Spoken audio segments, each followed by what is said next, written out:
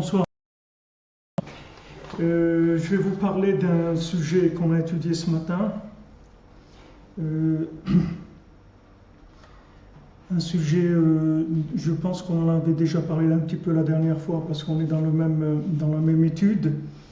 Mais il y a une loi de la Torah par rapport aux 613 mitzvot où il nous est interdit de consommer de la viande qui n'a pas été sous surveillance.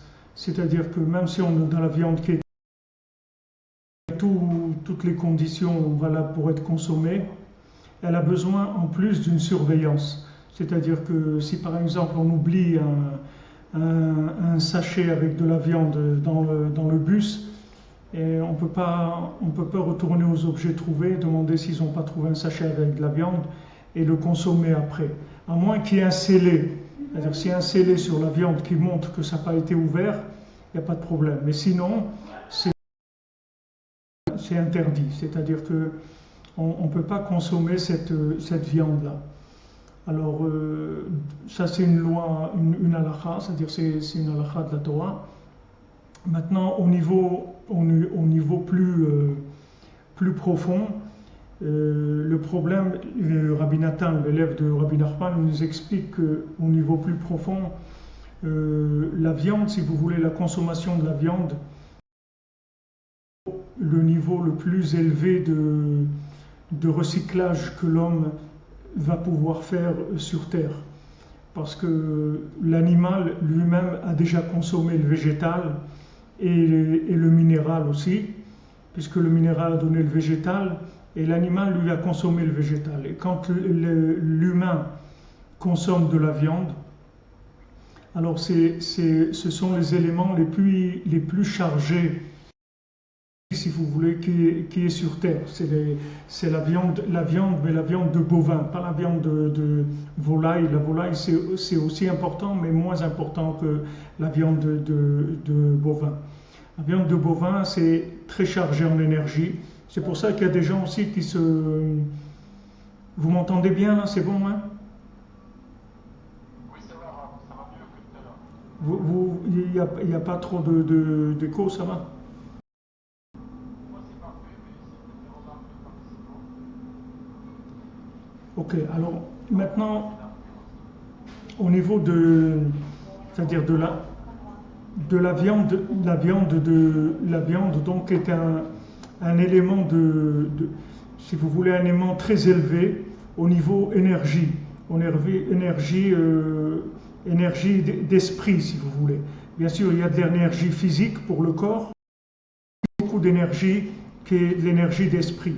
C'est pour ça qu'il y a des gens qui préfèrent être végétariens parce qu'ils ne se sentent pas capables de se lancer dans la consommation de la viande, bien qu'ils ne sachent pas exactement trop. C'est-à-dire, ça m'est arrivé de discuter avec des végétariens, ils ne savent pas vraiment qu'est-ce qui fait qu'ils s'abstiennent de la viande. C'est-à-dire que même les raisons pour lesquelles ils s'abstiennent de manger de la viande, c'est pas la raison profonde. Mais la raison profonde, si vous voulez, c'est que l'homme est venu dans le monde pour élever la matière. On a, si vous voulez, l'avant-création et la pré-création. Il y a un plan qu'Hachem a eu avant de créer le monde et il y a eu la création elle-même. Maintenant, notre but, c'est de rattacher le monde à avant la création, c'est-à-dire de faire passer tous les éléments du côté de la volonté divine. C'est-à-dire qu'on va utiliser toute chose sur Terre en tant que potentiel de révélation divine. Toute situation, tout objet, toute parole, tout travail, tout déplacement, tout ce qu'on va vivre, il y a toujours une possibilité dans ces situations-là de rattacher cette chose-là à Dieu. Il y a toujours une possibilité de rattacher cette situation à Dieu. Alors bien sûr, il faut que ce soit notre intention pour qu'on puisse le faire et pour qu'on puisse se rendre compte qu'il y a quelque chose à faire, il faut qu'on ait cette intention. Mais si on a cette intention, on va voir que les situations, en fait, ce sont des situations qui sont des prétextes pour pouvoir connecter cette chose-là avec Dieu, que ce soit notre travail, que ce soit notre vie familiale, nos loisirs, notre connaissance, tout ce qu'on veut.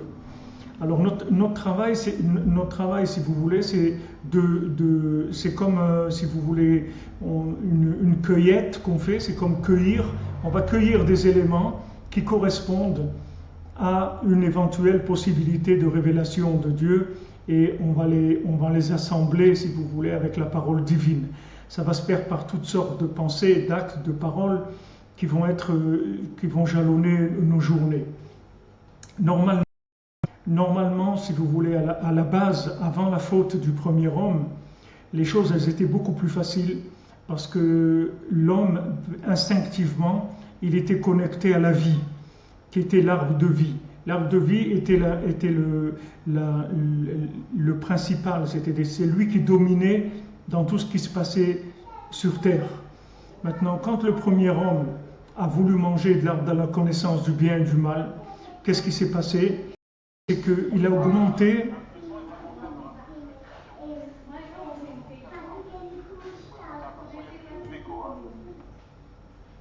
Il y a de l'écho là? Non, il n'y en a pas du tout, justement. Là, je vous entends. Est-ce qu'il y a de l'écho? Non, il n'y a pas d'écho, mais par contre, nous, on vous entend très loin, en fait. Vous en sentez loin? Oui. Alors, tout à l'heure, ça allait, il y a quelques minutes, ça allait. Alors, peut-être que je peux régler le niveau du micro. Ouais. Est-ce que c'est mieux là? Parce que on peut augmenter. On ne vous entend plus du tout, là. Ah, vous entendez plus?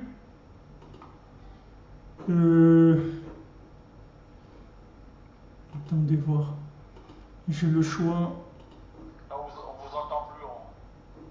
On va être dans l'autre sens, comme ça.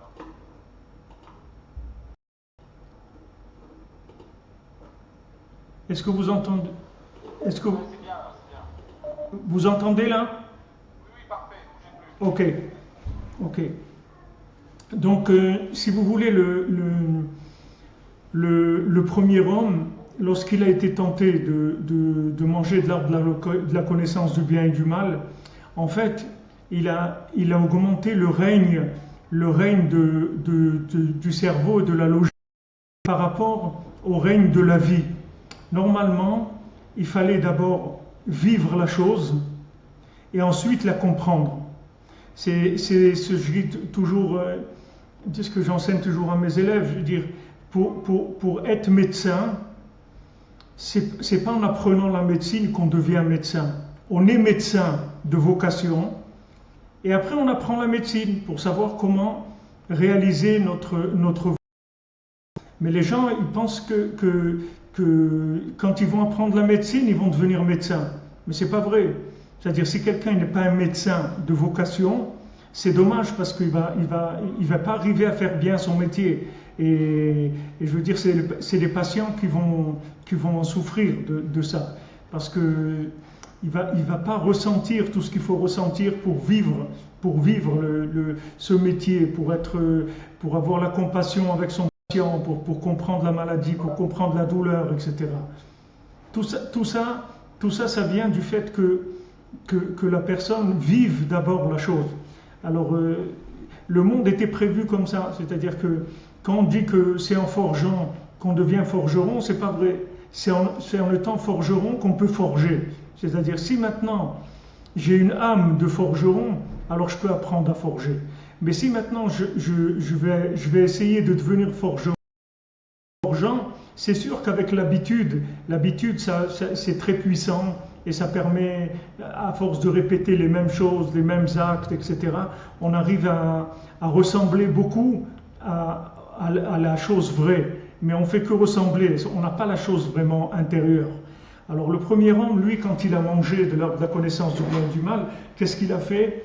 Il a augmenté l'importance de la connaissance par rapport au vécu. Il a augmenté l'importance de la connaissance par rapport au vécu. Le vécu, normalement, lui donnait les indications vers quoi s'orienter. Et ensuite, avec la connaissance, il pouvait développer techniquement comment réaliser ce vécu comment le développer, comment trouver les outils, etc. Mais la base c'était de vivre la chose. C'est pas de connaître la chose. Non, lui, quand il a augmenté la part de la connaissance dans la vie, il a fait que maintenant, il a commencé à se diriger d'après ce qu'il comprenait. Et quand il a commencé à se diriger d'après ce qu'il comprenait, son interprétation, elle a commencé à être après création, si vous voulez. C'est-à-dire il est devenu un interprétateur de la vie, un interprétateur du monde. Alors qu'il n'y a rien à interpréter, il y a un créateur et il y a un mode d'emploi du monde. Il y a un créateur qui est présent, il y a un créateur qui a créé le monde, qui a un mode d'emploi, et en plus il est présent sur le terrain, c'est-à-dire qu'il nous suit, il nous assiste, il nous dirige pour ceux qui veulent rentrer sous le faisceau de la providence. Ceux qui rentrent sous l'aile, sur le faisceau de la providence, alors ils sont dirigés par Dieu. Maintenant Dieu a donné un mode d'emploi, il a donné pour les Noachides les mitzvot des Bnei Noach, il a donné pour l'homme Israël 613 mitzvot, et ensuite on a tout ce qu'on a besoin tous les jours, c'est-à-dire que tous les jours il y a des éléments nouveaux, le monde est renouvelé chaque jour. Même si on a une méthode qui sont les 7 lois Loachides ou les 613 mitzvot pour les Bnei Israël, il y a toujours, tous les jours, des décisions à prendre qui n'ont pas été traitées de façon précise par les textes qu'on a, par les paroles d'explication des textes. Elles n'ont pas traité notre vie en particulier à chacun. Et c'est là où on va mettre en place toute notre recherche, toute notre bonne foi, toute notre sincérité. C'est-à-dire que si maintenant on se soumet aux lois, on se soumet à Dieu et on cherche vraiment à faire sa volonté, donc dans tout ce qui va venir tous les jours, on va être orienté, c'est-à-dire Dieu lui-même va nous orienter, va nous aider à trouver ses chemins. Lui-même, il va nous surveiller. Si vous voulez, quand on parle en hébreu, on parle d'ashgacha. Ashgacha, ça veut dire surveillance. Et ça veut dire en même temps, c'est une surveillance, mais c'est aussi une assistance, si vous voulez. C'est une surveillance et une assistance. C'est-à-dire qu'il va être avec nous. Il va être avec nous, va nous orienter dans nos choix, dans tout ce qu'on va devoir faire. Alors, il va être là pour nous aider. Mais ça, à condition qu'on ait d'abord une soumission à sa volonté d'après comme on la comprend. Alors il y a d'un côté la compréhension, si vous voulez, des textes même, c'est-à-dire l'acceptation, quand Hachem dit voilà, ça c'est permis, ça c'est interdit, il faut faire cette chose-là, il faut mettre des tribunaux, il faut pas tuer, il faut pas voler, l'adultère est interdit, l'homosexualité est interdite, tout ça c'est des choses que Hachem nous dit de pratiquer, c'est les lois qu'il nous a données. Une fois qu'on se soumet à ces lois, ensuite on a une possibilité d'avancer dans une vie beaucoup plus large en présence divine, si vous voulez. C'est-à-dire qu'on peut se contenter de vivre les lois comme des lois qui sont statiques, ou on peut essayer de vivre ces lois mais connectées à une réalité qui va être beaucoup plus large que les lois qui étaient à la base, si vous voulez. C'est-à-dire qu'on a un choix tout simple. Par exemple, on doit choisir un métier. Maintenant dans les lois que Hachem nous donne, il n'y a pas un métier que Hachem a préconisé pour tout le monde. Chacun il a son métier. Il y a des gens qui sont plus manuels, il y a des gens qui sont plus intellectuels, il y a des gens manuels aussi, il y a des centaines de métiers dans l'intellect. Chacun il a son métier. Maintenant, comment quelqu'un va trouver son métier? Comment quelqu'un va trouver pourquoi il est fait? Vous savez combien de gens que je connais qui se sont rendus compte à l'âge de 50 ans que ce n'était pas ça leur métier. Ils ont fait des études, ils ont travaillé, et il y a un moment où, si vous voulez, comme on dit, que quand on chasse la nature, elle revient au galop. C'est-à-dire des fois quelqu'un il a choisi un métier pour faire plaisir à ses parents, parce qu'il était avec un groupe d'amis, ou il avait un cousin qui faisait ça. Alors lui aussi, il a été influencé, il était jeune, et il s'est mis là-dedans. Et puis, bon, il a appris le métier, il a travaillé, etc. Mais 20, 30 ans après, il peut se rendre compte que c'est pas sa vie, c'est pas son métier. Donc il va chercher autre chose. Et là, ça devient un petit peu difficile. Parce que de commencer un nouveau métier à l'âge de 45 ou 50 ans ou plus, même, c'est très difficile. Ça peut devenir un loisir, mais d'en faire un métier, c'est difficile. Alors souvent, les gens, ce qu'ils font, c'est qu'ils gardent leur métier parce que bon, c'est leur gagne-pain, c'est leur vie sociale, etc. Mais ils ont des loisirs, que c'est ces loisirs qui vont correspondre à leur métier. Dans le dimanche, ils vont faire du jardinage, ils vont faire ils vont devenir ébénistes ou mécaniciens, ou c'est ce qu'ils aiment faire. C'est-à-dire, leur vrai métier, c'est ça. Mais seulement comme socialement, ils se sont disposés différemment, c'est-à-dire ils ont pris une position différente. Maintenant, ils n'ont pas tellement le choix de vivre ça tous les jours, donc ils le vivent en tant que loisir. Maintenant, ce problème-là, il existe tout le temps, parce qu'il y a toujours un décalage possible entre la vérité qui correspond à ce qu'on vit, et la vérité qui est écrite dans le texte d'après l'interprétation de l'individu. C'est-à-dire en général, chacun il interprète les textes d'après ce qu'il est, d'après ce qu'il veut, d'après ce qu'il ressent. C'est ce qu'on appelle la philosophie du besoin, c'est-à-dire que d'abord il a un besoin, ensuite il développe une philosophie par rapport à ce besoin. Mais quand on veut servir Dieu, il faut mettre de côté son besoin. Son besoin, il n'a aucune importance. Ce qu'on veut savoir, c'est que ce que Dieu veut de moi. Une créature de Dieu, Dieu m'a créé. Donc Dieu m'a créé dans un certain but. Le but, pourquoi Dieu m'a créé, c'est pour révéler sa présence sur terre. C'est ça le but pourquoi on est ici. On est dans le monde pour révéler la présence divine. Donc maintenant, pour révéler cette présence divine, il faut que j'ai un rapport vrai avec Dieu, mais vrai dans sa vérité à lui, pas dans la mienne. Le roi David, il dit Dieu, adricheni be'amitecha, conduis-moi dans ta vérité, pas dans la mienne, parce que moi je peux avoir une vérité qui est une vérité du besoin, si vous voulez. C'est une vérité que je me suis fabriquée parce que j'étais dans un certain besoin, alors je me suis fait fabriquer une vérité comme ça. Attendez, là je vois qu'il m'appelle. Excusez-moi. Oui, monsieur André, je vous écoute. Allô?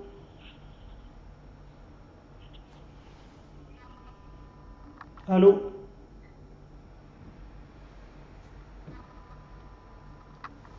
Je sais pas, vous m'entendez là? C'est bon? J'ai l'impression que je vous entends plus.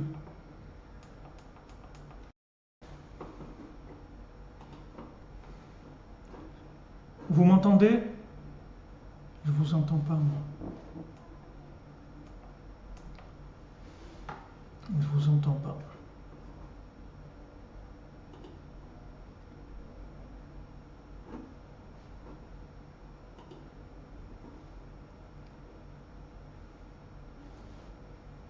Allô?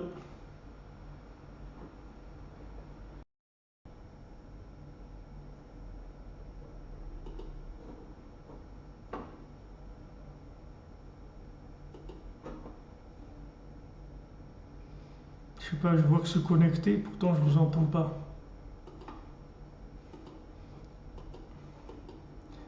Vous m'entendez?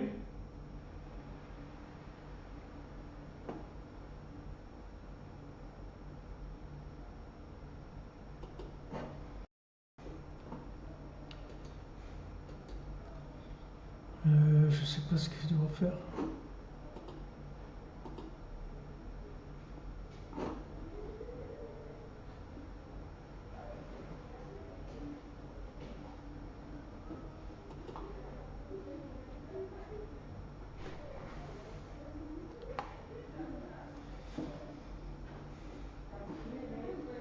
Je vous entends pas.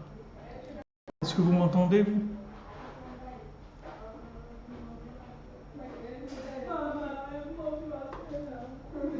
Qu'est-ce que je fais, monsieur Henri? Je redémarre? Je ne vais pas vous entendre.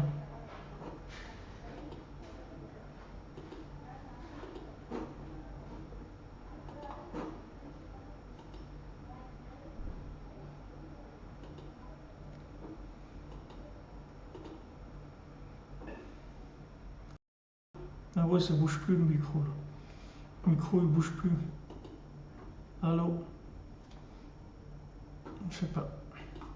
Allô? Le micro ne bouge plus.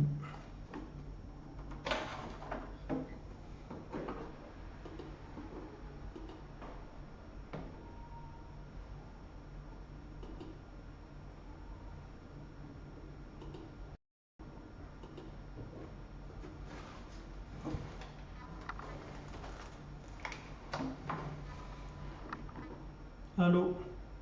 Ah, là ça a l'air de revenir. Vous m'entendez là? Vous m'entendez?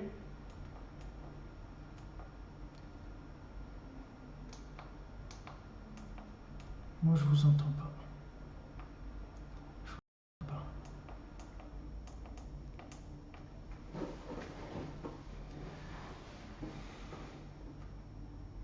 Je sais pas sur quoi on doit jouer.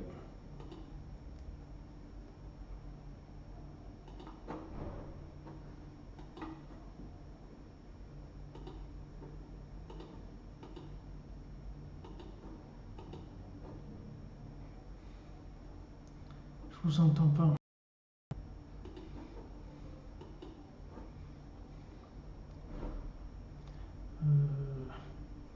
Je rappelle, je refais une connexion. Vous vous entendez? Ok, mais moi je vous entends pas. Oui, je vois que le micro en bas il fonctionne. Je vous entends pas du tout. Bon, disons que pas grave. Le principal c'est que vous m'entendiez. Alors je vous disais que maintenant on peut choisir de vivre une vie qui soit en rapport avec des textes, que ces textes-là, on les a interprétés nous-mêmes. C'est-à-dire on prend des textes, on les interprète, et ensuite on vit par rapport à ces textes-là. C'est-à-dire c'est nous-mêmes qui décidions de l'interprétation de la référence, si vous voulez. C'est-à-dire on prend la référence écrite, même si ce sont des textes bibliques, et ces textes-là, on les interprète et on les vit à notre façon. Mais vu que nous, on a tous des intérêts dans ce monde, c'est-à-dire on est tous soudoyés par nos sens, par nos sensations, par la consommation, donc on a une tendance à interpréter les textes de façon toujours un petit peu ou beaucoup orientée. Maintenant, pour arriver à vivre avec des textes de manière à ce qu'on soit vraiment dans le faisceau divin, c'est-à-dire dans ce que Dieu attend de nous, alors il faut qu'on ait l'interprétation des textes, que cette interprétation des textes, elle nous soit donnée par des sages. Et une fois que j'ai cette interprétation des textes par les sages, il faut que moi-même, j'ai une connexion journalière avec Dieu. Parce que si je n'ai pas cette connexion journalière, le monde évolue, le monde change. Et le monde change, les applications, elles vont changer. Les applications de la vérité, elles vont changer. Ce n'est pas les mêmes. Une application de la vérité d'il y a 10 ans, ce n'est pas la même aujourd'hui, même pour moi. Ça change. Le monde change. C'est-à-dire qu'il faut toujours que je sois, comme on dit, que je sois à jour, que je fasse de la mise à jour, que je sache où je vais tout le temps. Parce que sinon, je suis tout de suite dépassé. Je vais me trouver en arrière. Où je vais trouver complètement virtuel. C'est-à-dire que je vais être en dehors du monde. Je vais plus être où je vais trouver arriéré, c'est-à-dire comme les gens qui disent ouais mais toi tu es de la vieille école et tout, tu comprends rien, etc. Ce qui se passe aujourd'hui. Ou bien je vais être dans du virtuel, c'est-à-dire dans quelque chose qui n'a aucun rapport avec la réalité. Alors que Dieu c'est de la réalité, c'est une réalité journalière. Et cette réalité, il faut la faut se préparer à la vivre tous les jours.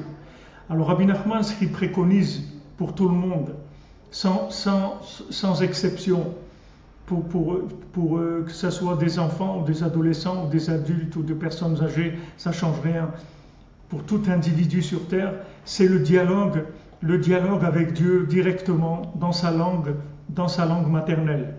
Ce dialogue-là, il va permettre d'actualiser, si vous voulez, le vrai par rapport à la vie. Parce qu'il y a des choses qui sont vraies, mais qui n'ont plus de rapport avec la vie. Elles sont vraies, elles ont été vraies. Comme l'exemple que je donne, si vous prenez vous prenez le plus grand médecin qui a vécu il y a deux siècles, si vous le mettez aujourd'hui dans un hôpital, c'est un assassin. Il ne peut pas travailler. Parce que la médecine d'il y a 2 siècles, c'est pas la médecine d'aujourd'hui. Il y a des outils qui sont, il y a des choses qui ont évolué, l'humain a évolué, la connaissance a évolué, les moyens techniques ont évolué, il y a beaucoup de choses qui ont évolué, qui ont changé. Maintenant, dans le spirituel, c'est exactement pareil. C'est-à-dire qu'il y a si vous voulez, une évolution ou une révolution permanente. Et Rabbi Nachman, c'est un précurseur de cette mentalité-là. C'est-à-dire, lui, il parle du dialogue avec Dieu. Pourquoi ? Pour ne pas sombrer dans de la connaissance qui n'est plus actuelle.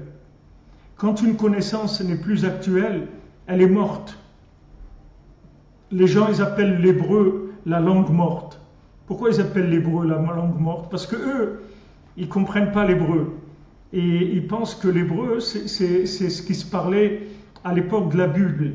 Donc pour eux, c'est une langue morte. Mais l'hébreu, ce n'est pas une langue morte, c'est l'hébreu, c'est la langue de la création. C'est-à-dire chaque chose qui bouge dans le monde, ou même qui ne bouge pas, c'est tout avec le langage hébraïque que tout se passe.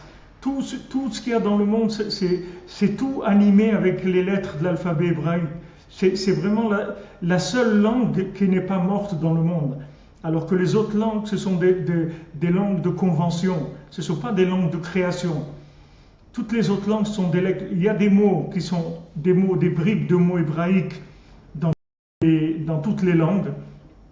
Vous trouverez dans toutes les langues des traces de mots hébraïques. Mais il y a beaucoup de mots dans les langues qui sont des conventions entre les individus, c'est tout. Ils ont décidé d'appeler telle chose comme ça. Ils l'ont appelé comme ça, c'est tout. Ou ils ont trouvé une racine en latin, ou ils ont trouvé... Mais toutes les langues sont des langues de convention.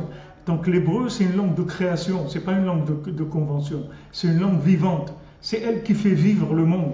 C'est-à-dire, Hachem, il utilise le Lashon HaKodesh, l'hébreu, pour entretenir, pour faire vivre le monde, pour créer, pour procréer, pour faire tout ce qu'il y a dans le monde. Donc maintenant, Rabbi Nachman nous dit comme ça, quand on parle avec Dieu, même si on parle en français, ça devient de la langue divine, parce que le langage, il s'adresse au Créateur.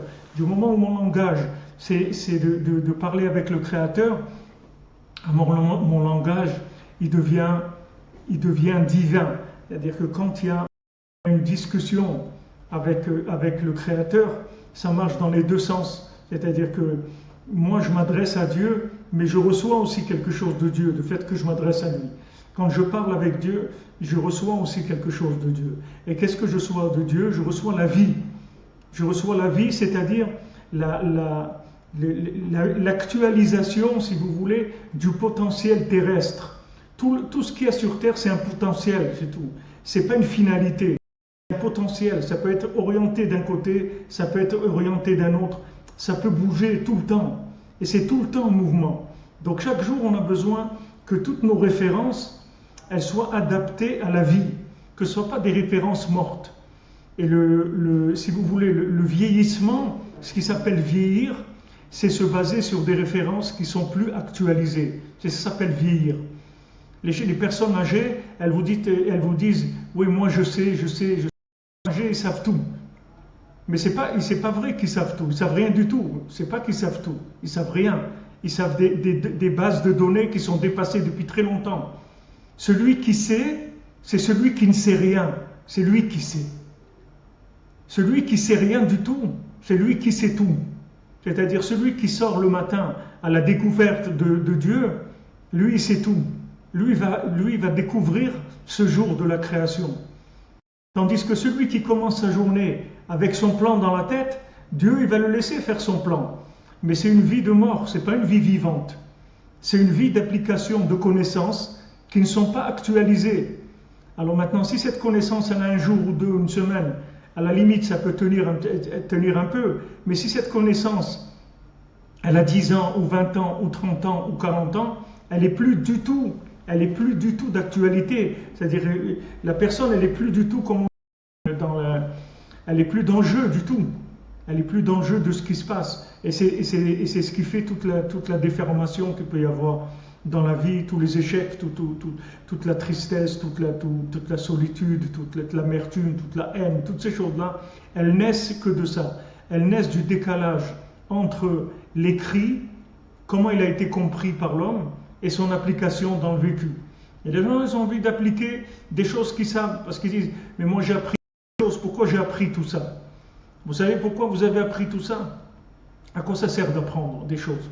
Si maintenant ça sert à rien, autant rien apprendre du tout. Non, on a besoin de savoir des choses.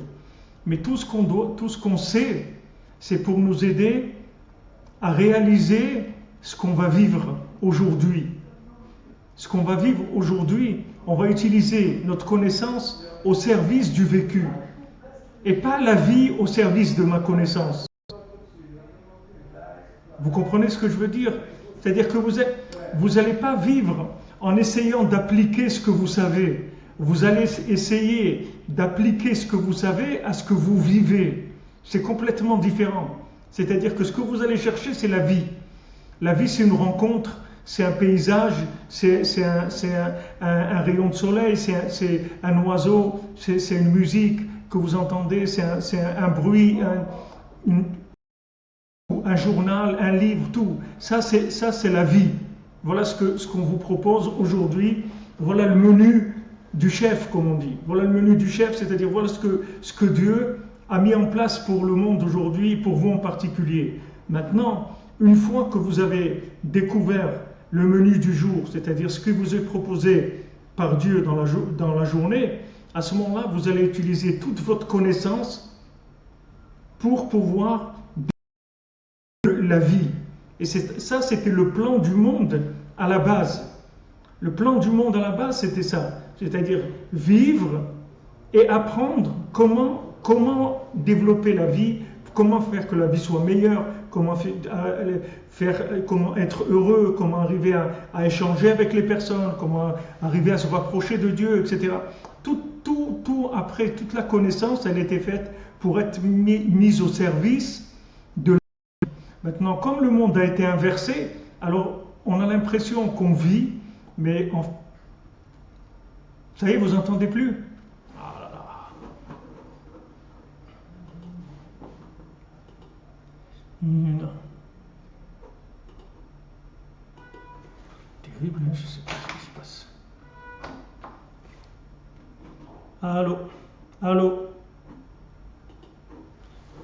C'est revenu? C'est bon là ou... C'est bon, ok, je m'excuse, hein. Je ne sais pas, c'est vraiment les forces négatives qui s'acharnent. Je ne sais pas pourquoi, je comprends, ça va et ça revient, ok. Alors, ce que je disais, c'est que maintenant, il faut se vider de la connaissance pour pouvoir vivre. C'est-à-dire qu'il faut mettre la connaissance à sa place. Il ne faut pas que la connaissance soit l'objet de notre vie. Il faut que l'objet de notre vie, ça soit la vie, tout simplement. Tout ce qui est vivant, tout ce qui se présente à nous, tout ce qui bouge, les saisons, tout ce qui bouge, tout ce qui vit. Ça, c'est la vie. Maintenant, ma connaissance, elle va me servir à développer cette vie, à l'optimiser au maximum avec ma connaissance. Mais la vie, c'est pas la connaissance. La vie, elle n'a aucun rapport avec la connaissance. La vie et la connaissance, ce sont deux domaines complètement différents. Comme je vous ai dit tout à l'heure, un médecin, c'est quelqu'un qui a la vocation de soigner les gens. Ça, c'est sa vie. Ensuite, il va apprendre la médecine. Il va prendre des livres, il va apprendre la médecine. C'est sûr qu'il a besoin d'apprendre la technique et d'apprendre très très bien. Au contraire, plus il a une vocation de médecin et plus techniquement il doit apprendre son métier. Seulement, il faut mettre les choses à leur place, c'est tout. Il ne faut pas que ce soit la connaissance qui prenne le volant. Il faut que ce soit la vie qui prenne le volant. Et la vie, c'est le dialogue avec Dieu, c'est la base de la vie. Quand on parle avec Dieu, on s'appelle vivant au moment où on parle avec Dieu, parce qu'on communique avec la racine de la vie. Et ceux qui s'habituent à dialoguer avec Dieu tous les jours, alors ils vont voir qu'ils vont commencer à remplir leur quotidien d'une présence divine.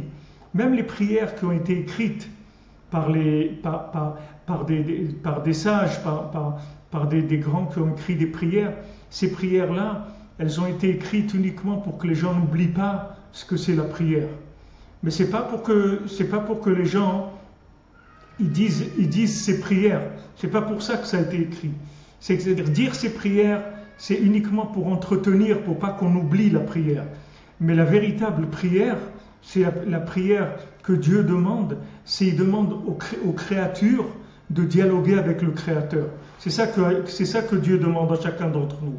Dieu demande à chacun d'entre nous de dialoguer avec lui, en tant que créature, de nous adresser à lui. Du moment où on s'adresse à lui, on reçoit, si vous voulez, une vitalité qui est l'origine de notre âme, qui sont les choses les plus profondes qu'il y a en nous.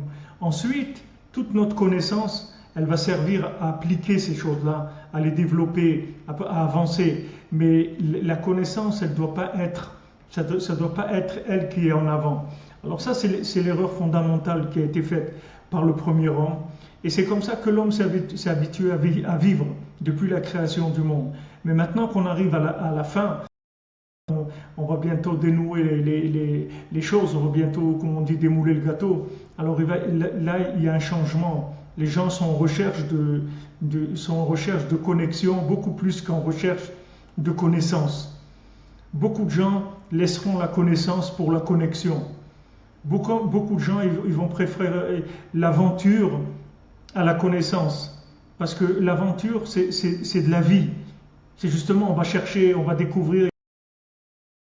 Tandis que la connaissance, elle est morte. La connaissance, elle est là que pour servir la cause que vous vous êtes fixée. Mais cette cause-là, il faut que vous la trouviez par le fait que vous dialoguez avec Dieu. En dialoguant avec Dieu, vous allez pouvoir ressentir votre véritable identité, qui vous êtes vraiment. Vous allez voir que vous allez commencer à vivre de l'intérieur, alors que ce que le monde vous a proposé en général, qui est une application des vies de d'autres personnes ou de gens qui ont réfléchi, qui ont cherché, qui ont d'autres intérêts. Vous allez avoir toutes sortes de manipulations qui se font dans le monde. Mais laisser apprendre aux gens à se découvrir eux-mêmes, c'est extrêmement difficile. Dans l'éducation des enfants, c'est la même chose. La Torah, elle nous dit, éduque ton enfant d'après sa nature. La Torah, elle ne nous dit pas éduque ton enfant d'après ce que tu penses qui est bien. La Torah, elle nous demande de découvrir la nature de notre enfant, de savoir qui c'est. Est-ce que mon enfant, il aime la musique? Est-ce que mon enfant, il est manuel? Est-ce que mon enfant, il est intellectuel? Est-ce que mon enfant, il est sociable? Est-ce que mon enfant, il cherche plutôt la réflexion, la solitude? Et dans son chemin, lui, je dois l'aider à développer. Moi, je dois lui servir d'application par rapport à son chemin à lui. Mais c'est pas lui qui doit devenir mon application. Vous comprenez? La plupart des parents, ils veulent projeter ce qu'eux ils n'ont pas eu, ou là où ils ne sont pas arrivés, ou ce qu'ils ont envie, etc., sur leurs enfants. La Torah, elle nous dit pas ça. Elle dit Chanoch lana'ar les filles. Éduque l'enfant selon sa nature. C'est-à-dire, mets-toi à l'écoute de l'enfant, regarde ce que l'enfant cherche, regarde ce qu'il veut, et toi, donne-lui tous les moyens de réaliser ça. Ça, c'est ton travail de parent, c'est ton travail d'éducateur. Si les parents sont parents, c'est leur travail. Si les éducateurs sont éducateurs, c'est leur travail. Le travail, c'est d'être à l'écoute Le travail, c'est pas de dire. On dit une fois qu'on a écouté. On ne dit pas avant d'avoir écouté. On ne dit pas à quelqu'un de quoi faire tant que la personne n'a pas entendu ce qu'elle cherche, ce qu'elle veut. D'abord, on entend et après, on donne les directives. Et Moshe Rabbeinu, c'était comme ça. Moshe Rabbeinu, qu'est-ce qu'on dit que Moshe Rabbeinu, c'était un homme qui avait un souffle en lui.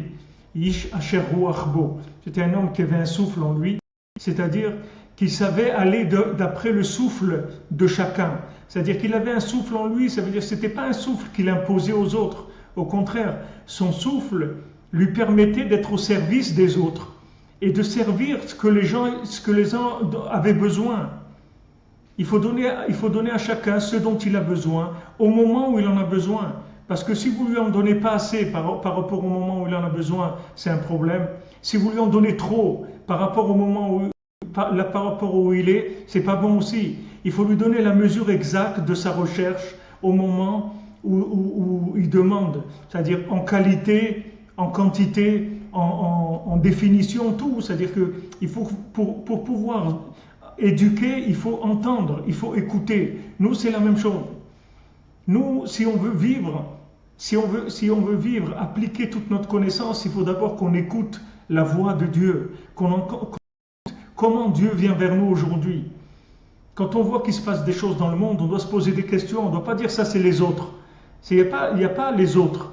Le monde c'est un monde, il n'y a pas les autres. Quand il y a des changements de génération, comme on voit, il y a des changements tellement forts qui se passent dans nos générations et ça va tellement vite que on doit être à l'écoute de Dieu pour savoir qu'est-ce qu'il attend de nous, qu'est-ce qu'il veut de nous, pourquoi les choses sont comme ça.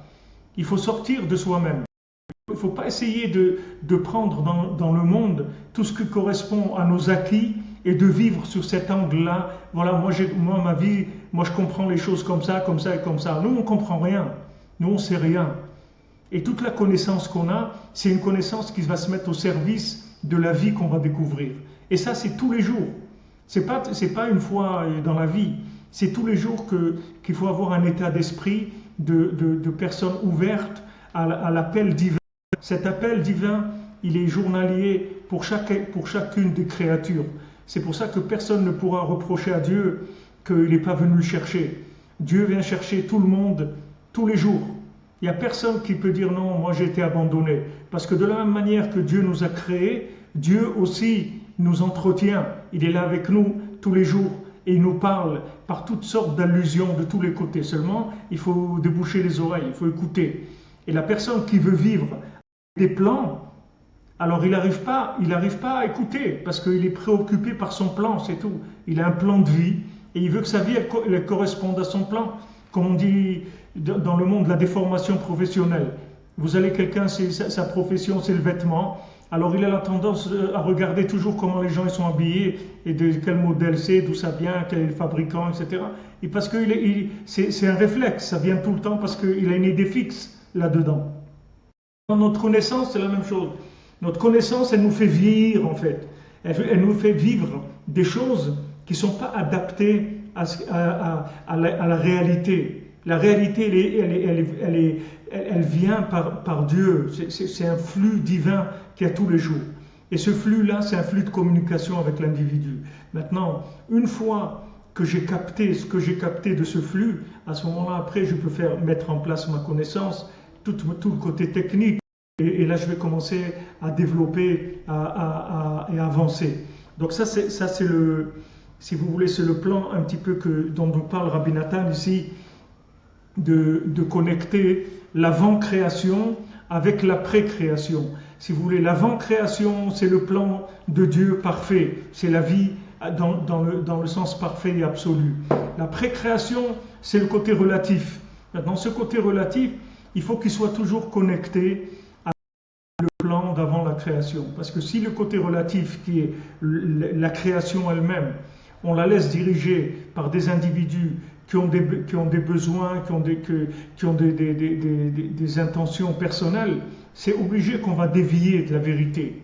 On va être obligé de dévier parce que la vie elle-même, combien de gens vont vous dire j'ai voulu faire des choses dans ma vie, mais la vie la vie elle a été ce qu'elle a été, j'ai pas pu faire ce que je voulais faire. Mais c'est pas vrai.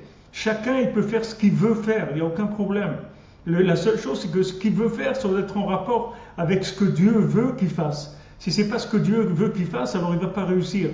Ou même s'il réussit, c'est pas ce qui nous intéresse. Ce qui nous intéresse, c'est que ma réussite, ça soit la réussite de Dieu sur terre, c'est-à-dire que Dieu soit connu sur terre, soit aimé par les êtres humains, soit respecté, que les gens s'intéressent à connaître sa parole. C'est ça qu'on veut. C'est que notre réussite, elle soit dans ce domaine. C'est pas notre réussite personnelle. Notre réussite personnelle, aussi grande qu'elle soit, elle se terminera, elle durera le temps de notre vie, puis on n'en parlera plus après, c'est fini. Ou si on en parle, ça va être dépassé par les générations qui viendront par la suite.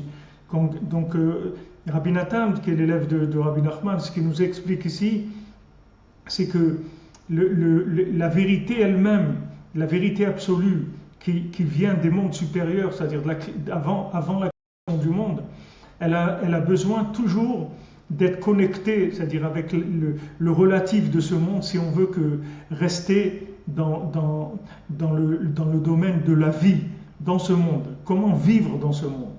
Comment on vit dans ce monde qui est le monde de la précréation, c'est-à-dire comment on vit en tant que créature, si vous voulez, c'est en étant connecté au Créateur. Parce que le Créateur, il a un plan qui change tous les jours. Il n'y a pas de jour qui se ressemble, il n'y a aucun jour qui se ressemble. Il n'y a aucun jour de l'année qui se ressemble. Tout est en mouvement. Si vous voyez la nature, tout est en mouvement. Il n'y a rien qui est figé. Tout est en mouvement. Notre vie aussi, elle est en mouvement. On a besoin de cette connexion. Et à ce moment-là, on vit, ça s'appelle vivre. Et à ce moment-là, toute la connaissance qu'on peut avoir, au contraire, elle va faire améliorer les conditions d'optimisation de la parole divine. Voilà ce que je peux vous dire pour aujourd'hui. Je voudrais bien vous demander si vous avez des questions, mais je ne vous entends pas. J'ai pas de son. J'ai pas le son.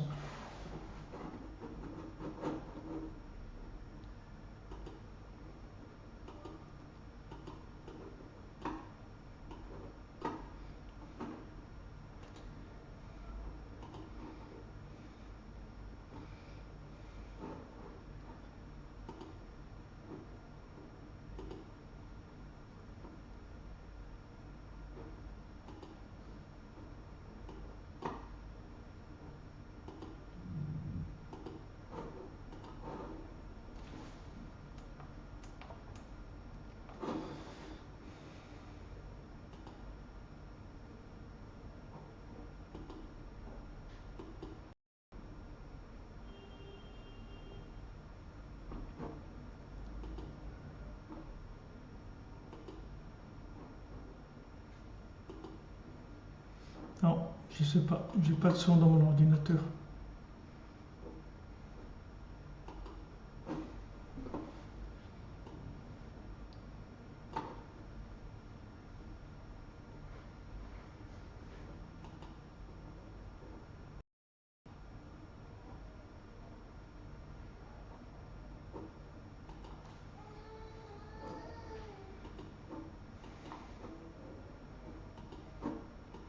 Bon, je suis désolé.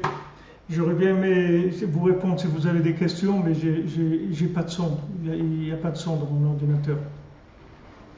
Alors, je vous souhaite une excellente semaine et je remercie M. Pascal Henry pour cette initiative. Et bien sûr, je suis toujours à votre disposition quand vous voulez. Vous m'avertissez quelques jours avant et Bezrat Hashem, on met ça en place. Et voilà, je vais vérifier mon système. Là, je ne sais pas vraiment, il y a des empêchements, je ne sais pas pourquoi ça ne marche pas. Alors, Bezrat Hashem, je souhaite une bonne semaine. Merci à tous, merci de votre présence et de votre écoute. À bientôt.